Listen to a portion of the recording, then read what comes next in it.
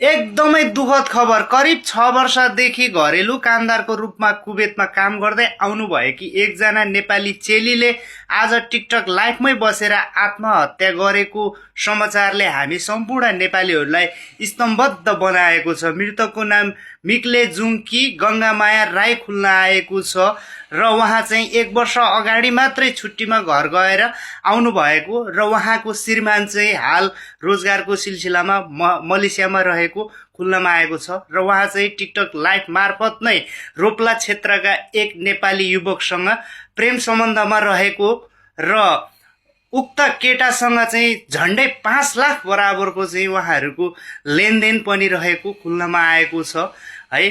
त्यसैले म चाहिँ पटक पटक मैले सम्झाइरहेको छु क्या हाम्रो दिदीबहिनी चेलीबेटीहरूलाई, तपाईहरू है आफ्नो घरमा श्रीमान छ अथवा है अब घर सम्झेर काम गर्नु होला। यसरी चाहिँ लिभिङ टुगेदरमा बस्ने अथवा आफ्नो श्रीमानलाई ढाँट छल गरेर चाहिँ बाहिर प्रेम सम्बन्धमा नबस्नुस्। हिजो मात्रै मैले चाहिँ भर्खरको केटाहरू पायो भन्दैमा मक्ख नपर्नु है।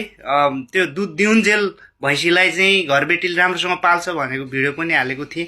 सो त्यसैले गर्दाखेरि है बी केयरफुल, टेक केयर सबैजना। यस्तो घटना चाहिँ आगामी दिनमा घटेको सुन्न देख्न नपरोस् र उक्त खबर चाहिँ मौखिक रूपमा मात्रै र आधिकारिक र औपचारिक रूपमा चाहिँ अहिलेसम्म कुनै जानकारी नआएको नेपाल एम्बेसीले जनाएको छ है।